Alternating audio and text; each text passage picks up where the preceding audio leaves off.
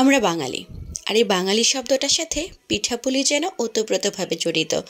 ধর্মীয়, সামাজিক বা পারিবারিক যে কোনো অনুষ্ঠানে পিঠা যেন মুখ্য ভূমিকা পালন করে। তাই তো আজ আপনাদের জন্য নিয়ে এসেছি একটি পিঠার রেসিপি।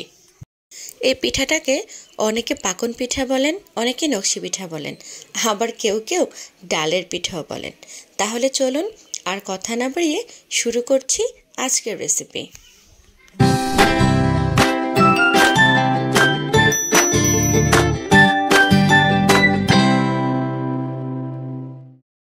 প্রথমেই আমি এখানে একটি বাটিতে 2 কাপ পরিমাণ ছোলার ডাল নিয়ে নিয়েছি। এবারে ডালগুলোকে পানিতে ভিজিয়ে আমি সারা রাতের জন্য রেখে দিব। ফিরে এলাম পরদিন সকালবেলা। ডালগুলো দেখুন ভিজে একদম ফুলে নরম হয়ে গিয়েছে। এবারে এই ডালগুলোকে আমি চুলায় সিদ্ধ বসিয়ে দেব।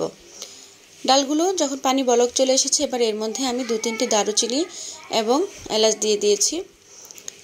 এবারে ডালগুলো দেখুন নরম হয়ে সিদ্ধ হয়ে গেছে। এই এলাচগুলো এবারে আমি তুলে নিচ্ছি।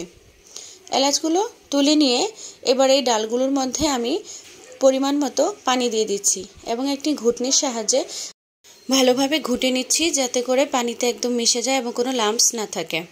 মেশানো হয়ে গেছে। এবারে আমি একটি বাটিতে 3 কাপ পরিমাণ চালের গুঁড়ো নিয়ে নিচ্ছি।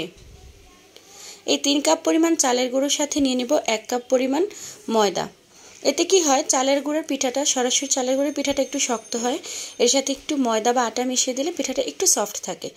এবারে এই মিশ্রণটাকে মিশিয়ে ডালের মিশ্রিত পানির মধ্যে আটাটাকে দিয়ে একটি ডো তৈরি করে নিতে হবে।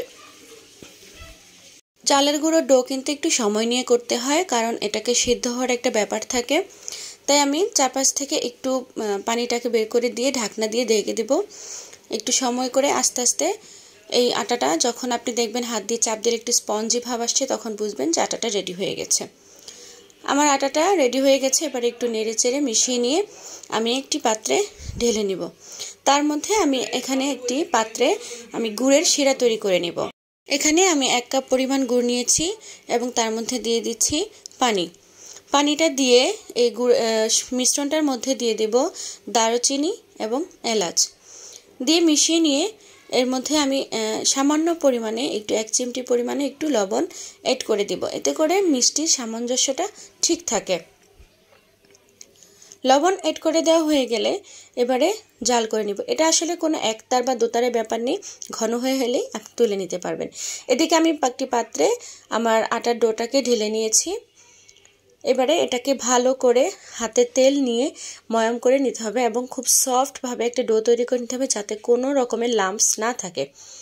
আপনারা দেখে বুঝতে পারছেন আটাটাকে বেশ যত্ন সহকারে এবং সময় নিয়ে করতে হবে। আপনার এই আটাটা যত পারফেক্ট হবে, আপনার পিঠাটা তত বেশি টেস্টি হবে। এবার একটি বড় আটার ভাগ নিয়ে তার মধ্যে একটু রুটির মতো করে একটু ভারী করে রুটি বানিয়ে নেব। এবারে একটি সুইয়ের সাহায্যে আমি পিঠার আকৃতিতে কেটে নিচ্ছি। এবারে আপনি যে কোনো কুকি কাটার বা যেভাবে আপনার ইচ্ছে সেই সাইজে কেটে নিতে পারেন। কাটা হয়ে গেলে আমাদের এই পিঠাগুলোকে নকশি করে নিতে হবে। যারা এক্সপার্ট আছেন বা খুব ভালো পারেন নকশি তুলতে, অনেকে খেজুর কাটা দিয়ে করেন। আমি কিন্তু খেজুর কাটা দিয়ে তুলতে পারি না, তাই আমি এখানে একটি নিনজা টেকনিক অ্যাপ্লাই করব।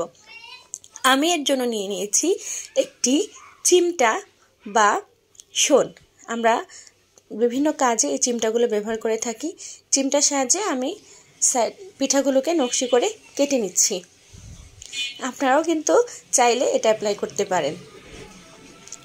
আমি এই সেম প্রসেসে আমার সবগুলো পিঠা আমি এভাবে কেটে কেটে নিচ্ছি।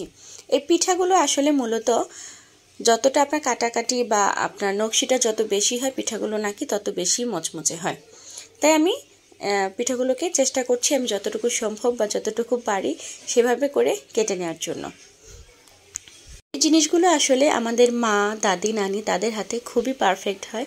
আমরা তো তাদের মতো অতটা এক্সপার্ট নই, তবে চেষ্টা করছি। আমার পিঠাগুলো দেখতে অতটা নকশিটা খুব বেশি পারফেক্ট না হলেও ট্রাস্ট মি, টেস্ট কিন্তু খুবই ভালো ছিল। সেমভাবে আমি সবগুলো পিঠা একটু ডিজাইন করে কেটে নেওয়ার চেষ্টা করেছি। ডিজাইন করে কেটে নেওয়া হয়ে গেলে এবারে আমি পিঠাগুলোকে তেলে ভেজে নেব। তাহলে চলুন আবারও চুলা চলে যাচ্ছি। এবারে প্যানে তেল গরম করে নিয়েছি, পিঠাগুলোকে ডুবো তেলে ভাজতে হবে। চুলাটাকে খুব বেশি হাই হিটে রাখা যাবে না, মিডিয়াম হিটে রাখতে হবে, না হলে পিঠাগুলো উপর থেকে পুড়ে যাবে কিন্তু ভিতর থেকে কাঁচা থেকে যাবে। পিঠাগুলোকে সোনালি কালার করে ভেজে নিতে হবে। একটু সাবধানে কাজগুলো করবেন, কারণ পিঠাগুলো যখন নরম থাকে তখন উল্টে পাল্টে নিতে গেলে অনেক সময় পিঠা ভেঙে যায়। পিঠা ভাজা হয়ে গেলে পিঠাগুলোকে গরম চুলা থেকে তুলে নিয়ে যে গুড়ের শিরাটা তৈরি করে রেখেছিলাম সেই শিরার মধ্যে দিয়ে 30 সেকেন্ডের মতো উল্টে পাল্টে আবার তুলে নিতে হবে। এটা খুব বেশিক্ষণ কিন্তু শিরার মধ্যে রাখা যাবে না। এইভাবে আমি সবগুলো পিঠাকে গুড়ের শিরায় ডিপ করে তুলে নিয়েছি। গুড়ের শিরায় ডিপ করার ফলে পিঠাগুলো দেখতে আরও অনেক বেশি সুন্দর লাগছে। এবারে পরিবেশনের পালা। এই যে দেখুন, আমি এখানে একটি প্লেটে পিঠা নিয়ে নিয়েছি। পিঠাগুলো খেতে খুবই টেস্টি, উপর থেকে কুড়মুড়ে ভিতর থেকে সফট এবং গুড়ের শিরার একটি রসালো ভাব।